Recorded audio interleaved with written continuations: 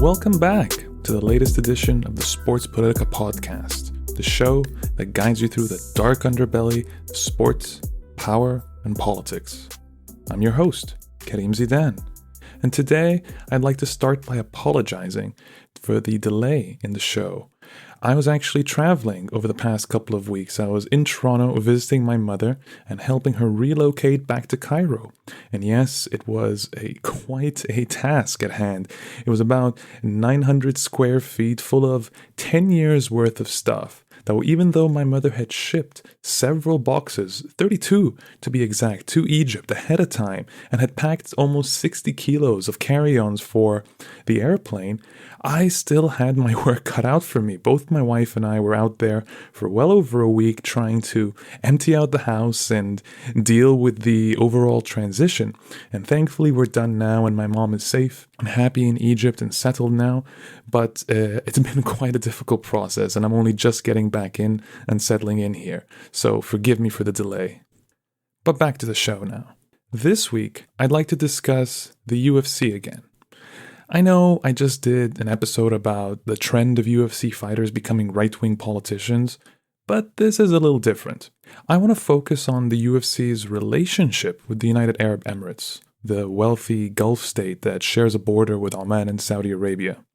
The reason I want to focus on this topic is because of a recent interview that Tucker Carlson conducted with UFC President Dana White.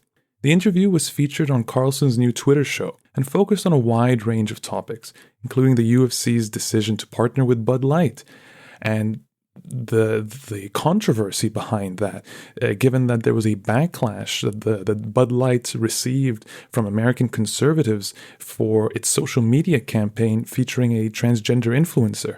Dana White seemed to brush off the controversy entirely and even went so far as to say that if you view yourself as an American patriot, you would be drinking Bud Light. So it's good to know that pretty much any sponsor in the world, any company facing any sort of controversy, you want to have somebody who's going to back you up no matter what, you go find yourself a sponsorship agreement with Dana White because, buddy, there's nobody who kisses ass like Dana White. This, interestingly enough, brings me on to my next point, which is that the interview also featured this section on the UFC's relationship with the United Arab Emirates, as the interview was filmed during the UFC's most recent event in Abu Dhabi back in October, which was UFC 294. It was the section that caught my attention the most, honestly, mainly because of the outlandish statements that Dana White made, even by his already ridiculous standards. Now let's take a couple of minutes to listen in. So you've talked up Abu Dhabi, this tiny little emirate in the Persian Gulf, for a long time. Why Abu Dhabi? I love everything about it. These guys are forward thinkers, open-minded. The infrastructure that they have built in that incredible city. And I tell people all the time, if you have never been to a fight in Abu Dhabi, you have to come experience this place. And when COVID hit, these guys were light years ahead of everyone else when it came to COVID testing, the whole thing. And that's where we created Fight Island, and where we ran through COVID was with them. And because they're so progressive and brilliant, they're brilliant. You're calling theocracy progressive. It's a monarchy, right? Very progressive. You don't feel that way when you go there. It's not.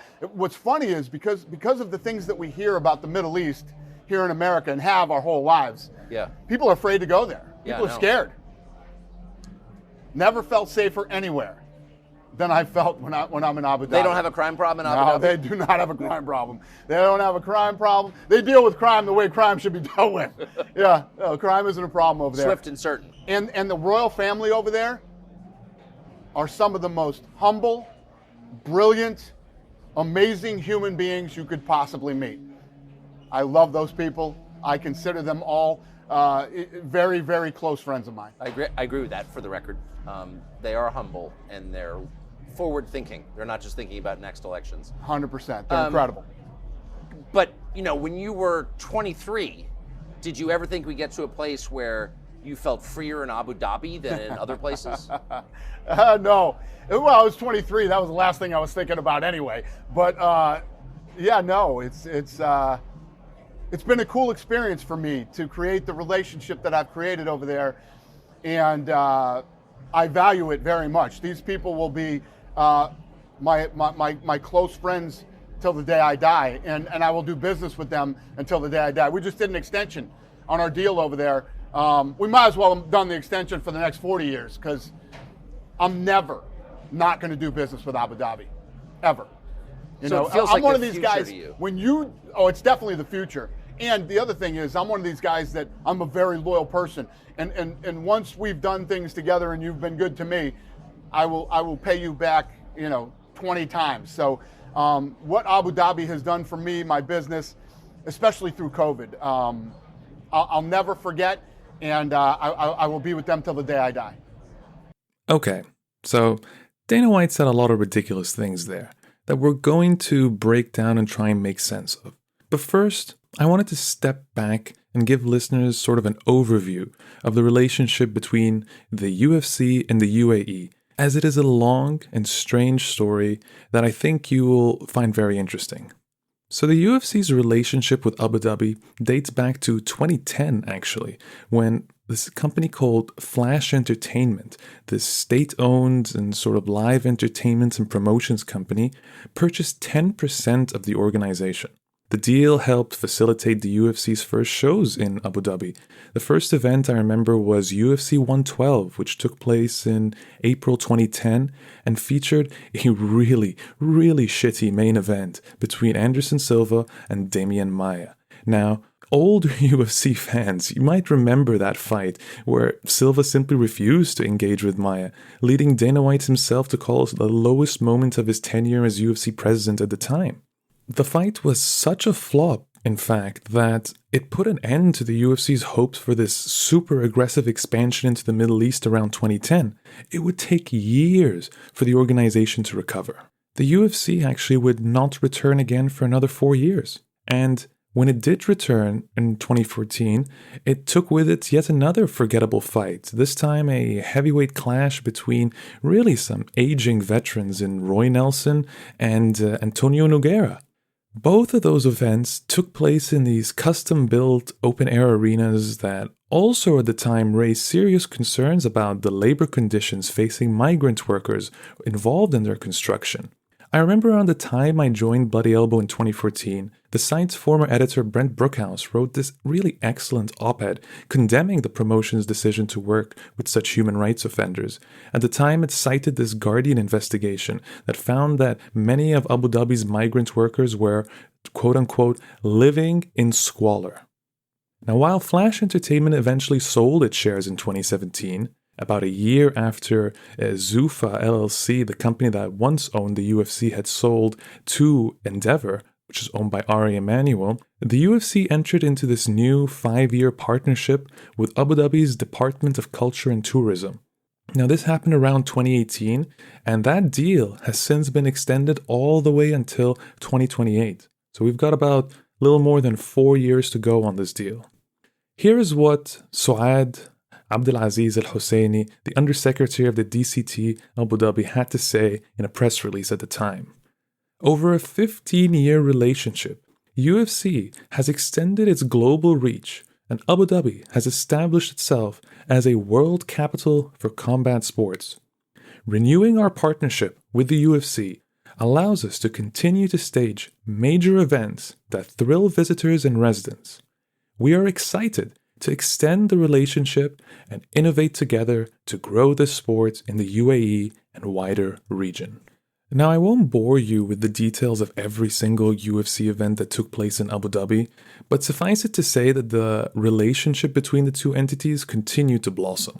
For example, during the COVID-19 pandemic, as the entire world ground to a halt, the two entities reached this agreement to establish what would come to be known as Fight Island. Basically, it was this sort of 10-mile safe zone for the UFC on Abu Dhabi's Yas Island, and it effectively meant that the UFC could continue to run shows in an isolated environment. It was an exceptionally sweet deal for the UFC. Not only did it mean that the organization could come back basically before any other major sports league, but Abu Dhabi basically covered all of the costs as well. They paid a hosting fee, built the infrastructure required, and covered expenses such as the COVID-19 testing, air travel, accommodations, catering. I mean, basically, all the UFC had to do was pay its own standard overhead, being paying its staff and paying its fighters. Now, in return, the Emirate basically wanted to boost its economy, doing things such as, igniting its tourism sector and furthering its brand really as this international fight capital that is capable of rivaling Saudi Arabia, which, as we know, has been sort of taking part in this unprecedented sports drive to emerge as this global hub for sports and entertainment. In many ways, the Fight Island events can be viewed as this incredible sales pitch, really, for Abu Dhabi tourism. This really became clear to me during the initial Fight Island run in 2020. I mean, they did end up going back to Fight Island again in 2021. So during the initial run in 2020, there was a time where it appeared that Abu Dhabi's government was actually planting PR guys in the press room among these sports journalists in order to ask fighters questions about their time in Abu Dhabi and whether they were enjoying themselves. And the big question that they kept asking was whether these fighters would bring their families back for a vacation in Abu Dhabi. Now, beyond promoting Abu Dhabi across its platforms, the UFC has also been willing to promote some of the Emirates' shadier projects, including this state-owned AI technology company that was behind spyware that was being used to spy on UAE citizens and dissidents. I still remember it very clearly. It was the UFC 257 pay-per-view, the one where Conor McGregor headlined against Dustin Poirier and ended up breaking his leg. Yeah, that one. Throughout the week, the UFC was inundating its fans with these references to this AI company called G42. I mean, I personally first spotted the logo on a t-shirt that Dana White was wearing during a pre-fight weigh-in ceremony. And then after the event, the UFC Arabia platform revealed that G42's technology was going to be used to bolster fight statistics and provide a wide range of data extracted from artificial intelligence features and developments. Things such as, decoding facial expressions in order to detect emotions. The program was also reportedly capable of analyzing data from YouTube comments, fan reactions, and all sorts of other, data in order to develop this more nuanced understanding of the event in general. In theory, the aim is to sort of mine enough data to be able to enhance UFC fighter training regimens, statistics, analysis, and the overall science around fighting, basically. It was a lot of big talk at the time, but there were some really interesting points that I think we need to consider here. Firstly, according to its official website, G42 is a leading artificial intelligence and cloud computing company dedicated to the development and implementation of holistic and scalable technology solutions. So the company's partnerships range from strategic teaming agreements, joint ventures, to direct investment, while the industries they serve range from the government, healthcare, finance, energy, and of course, sports. However, there is more to it than that. The company is also a main investor in ToTalk, the Emirati messaging application that was accused of being a spy tool used to track those who install it. So it was the New York Times, actually, that published an investigation about this in December 2019. In the piece, they concluded that ToTalk was a cleverly designed tool for mass surveillance that represented the latest emergence in a digital arms race among wealthy authoritarian governments. The report also claimed that the app's main intention was to spy on targets who installed the app on their phones, many unwittingly providing access to all their information. It was eventually removed from the Google and App stores following the NYT investigation. Now here's another interesting point. G42 can also be traced back to Sheikh Tahnoun bin Zayed Al Nahyan, the son of the founder of the UAE and the deputy ruler of Abu Dhabi and the country's national security advisor. Now, among combat sports fans, Sheikh Tahnoun is actually best known as the Jiu-Jitsu Sheikh, who helped transform Abu Dhabi into a combat sports hub. He's the founder of the Abu Dhabi Combat Club, the ADCC, and he also helped facilitate that deal I mentioned earlier that saw Flash Entertainment purchase 10% of the UFC in 2010. And it really can't be overstated just how much Sheikh Tahnoun helped popularize jiu-jitsu in the United Arab Emirates. He helped establish a national federation. He also encouraged the UAE government to invest in infrastructure such as training centers, academies, and jiu-jitsu specific facilities. So through this sort of encouragement, he was eventually able to convince his brother, Sheikh Mohammed bin Zayed Al Nahyan, who just so happens to be the UAE's current president, to designate jiu-jitsu as the country's national sport, incorporating it there into the local education system from 2008 onwards. It's now also mandatory in police forces as well as in the military. Eventually, jiu-jitsu sort of became a symbol of Emirati identity. It became the national sport, and it was integrated into society and was really recognized as one of the biggest successes in the United Arab Emirates as soft power through sports. Now, this commitment really underscores the depths of the UAE's investments in combat sports and how much they view it as a tool to wield power and to shape its own image and to expand its influence on the world stage. This brings us back to the UFC, which was also one of the key investments for the United Arab Emirates in its sort of campaign to develop itself into this global hub for combat sports.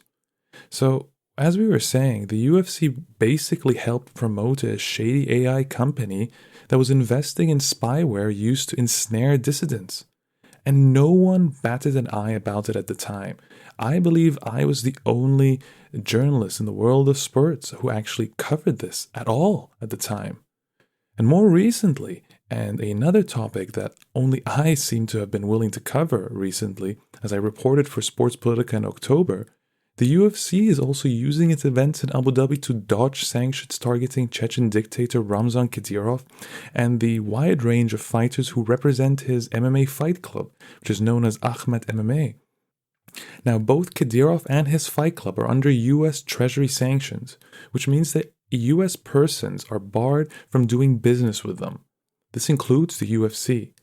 Now, while the UFC was struggling to book those fighters on US soil, including UFC star Khamzat Chimaev, who it was believed was even facing a visa ban potentially. On a side note there, the United States State Department would not confirm whether Chimaev was facing a visa ban, primarily because they do not offer up that kind of information. Now, meanwhile, the UFC does not have any sanctions whatsoever on Kadyrov. In fact, Kadyrov had previously attended a UFC event in Abu Dhabi just a few years ago where he stood in the front row alongside the UAE's Minister of Tolerance, of all people. Yeah, I mean, that tells you pretty much everything you need to know about the UAE's foreign policy approach. This really hasn't changed over the past couple of years. I mean, at the most recent UFC event in Abu Dhabi, UFC 294, Khamzat Chimaev took part in the co-main event, and two of his cornermen were actually two of Kadyrov's sons. Chimaev finished his fight, and in a video that was later posted by Ramzan Kadyrov, he appeared to just get into a car and was driven back to Dubai to an area which appeared to be Jumeirah, where he met Ramzan Kadyrov.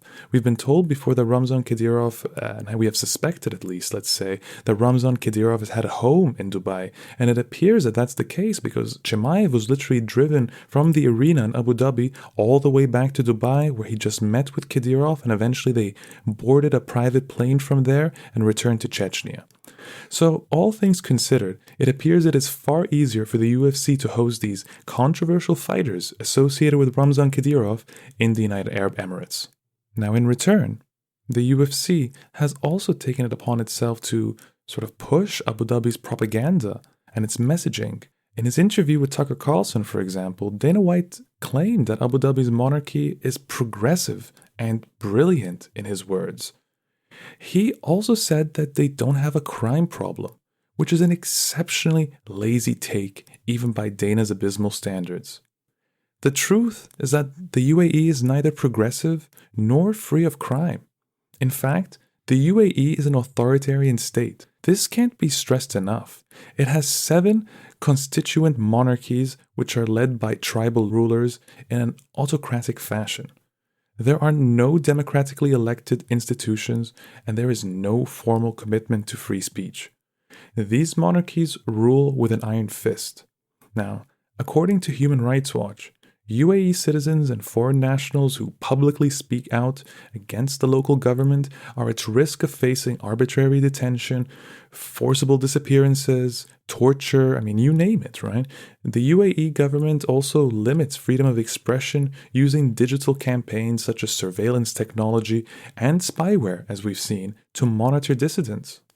The Emirates also maintain a leading role in atrocities taking place around the world, including in Yemen, which has also helped bring about one of the worst humanitarian crises in the world, according to the United Nations. Now, more than 20 million people across Yemen are what they call food insecure, while tens of millions have no access to safe and clean drinking water, sanitation, or even adequate health care. Now, there are plenty of other examples of the UAE's human rights abuses, but I digress. The truth really here is that Dana White loves his UAE partners because they floated the bill when his company was facing a crisis during the pandemic. By keeping costs low and returning to business in record time in 2020, the organization really was able to increase its revenues during a time when the vast majority of sports leagues around the world were financially paralyzed. In the end, it was really all about the money. It's money that lures Dana and the UFC to its partners, and it's money that secures Dana's loyalty. It's a win-win situation, honestly, for Abu Dhabi as well. They gain an organizational partner that helps them reach their economic and tourism goals, and then they end up with a figurehead spokesperson like Dana White, who's just willing to say anything as long as the money's right. So honestly, it's no wonder the two entities are such big fans of each other. Whether it's dirhams or dollars, money sure does talk. Now, I'd like to make one last point about the UFC-UAE relationship. It's difficult to contextualize the importance of this partnership for Abu Dhabi without really considering the ongoing regional rivalry between the UAE and Saudi Arabia. Now, while the UAE and Abu Dhabi have been using sports as a form of soft power for decades now, we've seen it with Manchester City, we've seen it with their investment in Brazilian Jiu-Jitsu. Saudi Arabia, on the other hand, has emerged as this significant contender with its unprecedented investments in the sporting landscape dating back to about 2016 when Mohammed bin Salman announced his Vision 2030 master plan. Mind you, the UAE had announced a very similarly named Vision 2030 master plan years earlier. So Saudi Arabia really is copying the United Arab Emirates and trying to do so by investing a lot more money and using a lot more glitz and glamour. And then, while Saudi Arabia captured these headlines for its investments in football, golf, and the WWE, they also made significant strides in combat sports, including things like boxing and MMA. So Saudi Arabia now hosts some of the biggest boxing matches in the world, including the upcoming heavyweight showdown between Tyson Fury and Alexander Usyk. Now, that's really one of the best fights in a generation, so Saudi really is hosting the biggest boxing fights there can be possibly made now. They've also purchased a minority stake in the Professional Fighters League, the PFL, which is basically the UFC's main competitor that lured away the UFC's former heavyweight champion Francis Ngannou when he was a free agent. So Saudi Arabia's foray into combat sports should be viewed within the context of its regional rivalry with the UAE. Now, Abu Dhabi has long been a global combat sports hub, especially through its influence over BJJ and the exclusive deal it used to have with the UFC throughout the MENA region. It was really the only place that was hosting UFC fights in the entire Middle East and North Africa region. Now, however, Saudi has since changed that. They're challenging Abu Dhabi's status as this hub for combat sports by hosting these exceptional boxing bouts and investing in MMA promotions. They've also secured their first UFC event in 2024. And while the UFC is only taking a fight night card to Saudi Arabia, I'm really curious to see how this relationship will develop in the long term. Will Saudi continue to partner with the UFC in an attempt to weaken Abu Dhabi's influence? Or will Saudi fund the PFL as a means to weaken the UFC and by extension the UAE's stronghold on MMA? At the moment, anything's possible. And on that note, that's it for today's show. And since we are so close to Christmas, it will also be the last show of the year. To be honest with you, I haven't had a proper vacation all year and have reached a point where I need a couple of weeks off to avoid burning out. And the better I am, the better Sports Politika is going to be in the long term. So I hope you bear with me while I take a couple of weeks off to sort of recover. There will be some content placed on Sports Politika that you'll be able to read, but the podcast will be taking a break until next year. But before I let you go, I wanted to take a moment to thank all of you for tuning into the podcast each week. It's really been wonderful to see the community grow and to see so many of you engage with the content I'm producing. Thank you, sincerely. Please keep sending your feedback, your questions, suggestions, as I read every single comment on the site. And for those of you who can, please consider becoming a paid subscriber to Sports Politika. I am determined to keep the vast majority of the work freely available on the site, for all.